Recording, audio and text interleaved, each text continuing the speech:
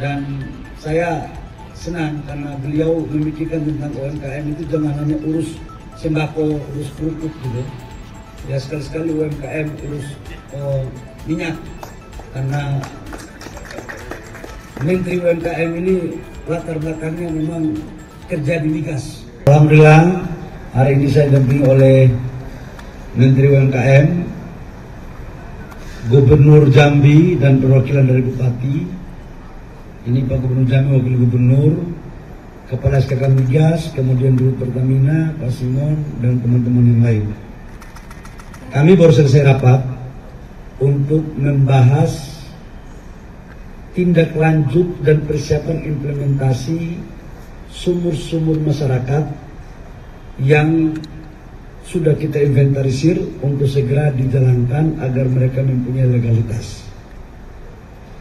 Saya sampaikan bahwa pertama, program ini adalah merupakan program pro rakyat yang diperintahkan oleh Bapak Presiden.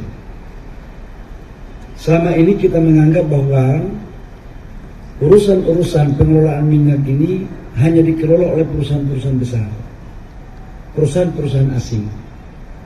Sementara pasal 33 itu kan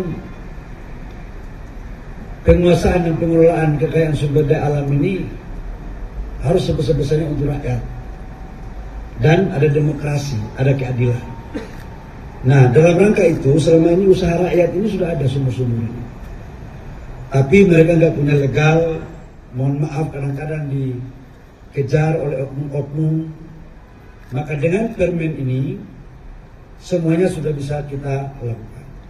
Cara kerjanya adalah Dirjen saya dan SKK Migas sudah menginventarisir polanya dari bawah, dari Bupati Wali Kota ke Gubernur.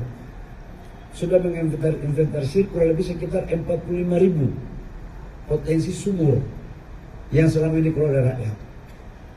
Ini kita serahkan kepada rakyat, kepada daerah lewat koperasi, UMKM, dan BUMD.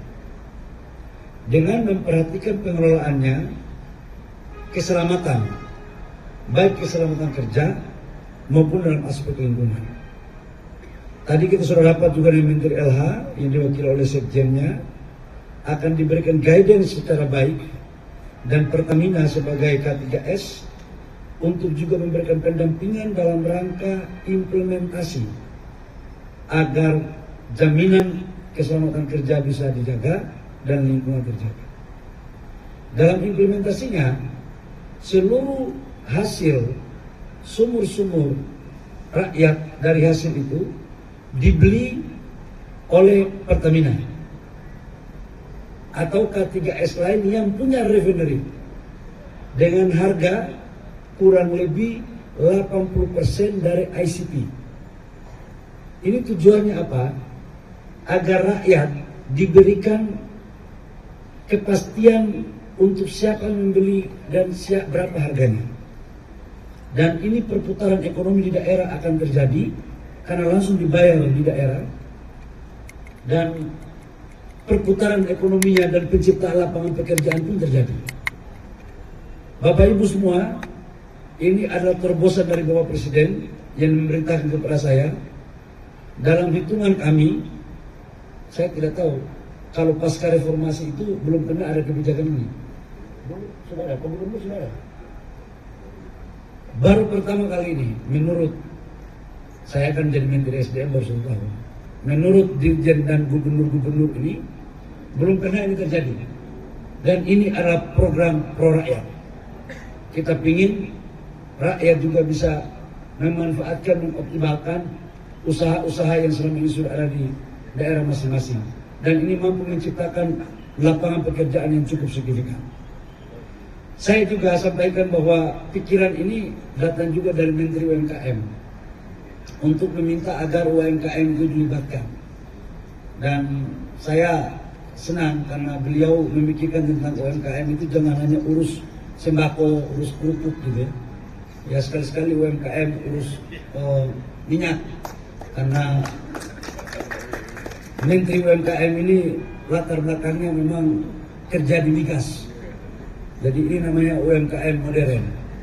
Saya pikir sebagai pengantar dari saya persilakan ada pertanyaan kepada siapa saja, pasti akan dijawab secara lugas oleh tim kami ini. Silakan. Berarti ini boleh ditegaskan diwajibkan seperti itu nantinya, dan ketika saya tidak ada yang langsung berhubungan dengan operasi UMKM untuk bisa menyerap minyak.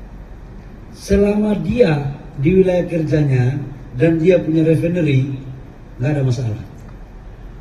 Jadi tidak mesti di Pertamina, tapi selama K3S-nya itu punya refinery, karena kan dia harus jual dan kemudian dikelola. Jangan lagi ada isu bahwa ini satu pintu beli Pertamina. Ya. Soalnya kan sekarang saya takut sekali, tangan saya aja bisa jadi viral, karena apalagi omongan. Jadi yang sudah berkontrak Pertamina dan UMKM sudah bisa jalan langsung Pak ya sekarang ya? Langsung bisa jalan. Jadi dari sini, karena UMKM-nya pun, koperasinya pun, kemudian BUMD-nya pun direkomendasikan oleh kepala daerah.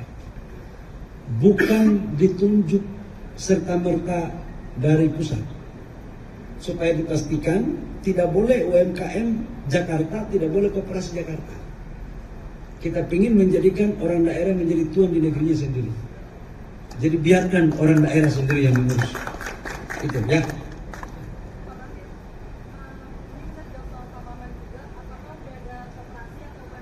Nanti ditambahkan ya oleh Pak Gubernur sama Pak Wamen. Yang pertama adalah, sekali lagi saya ulangi, koperasi UMKM BUMD itu direkomendasikan oleh kepala daerah, bupati, gubernur. Jadi kalau ditanya sudah ada. Bahkan diajukan bukan satu atau dua, beberapa. Tetapi dalam aturan main kan ada, nanti kita verifikasi yang memenuhi syarat. Yang kedua, menyangkut dengan kemampuan, saya percaya gubernur sama bupati tidak mungkin merekomendasikan sesuatu yang tidak mampu. Yang tahu daerah adalah kepala daerah. Jangan saya menteri merasa sok tahu tentang daerah, sekalipun kadang-kadang tahu juga.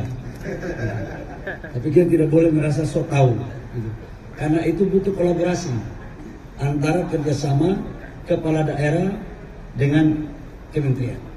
Apa lagi ini? Oh, jadi saya belum jelaskan tadi ya, mohon maaf. Ada beberapa provinsi yang mempunyai sumur. Ada 6, Sumsel, Jambi, Aceh, Sumut, Jawa Tengah, Jawa Timur. Ini yang mengajukan. Dan yang paling banyak itu Sumsel.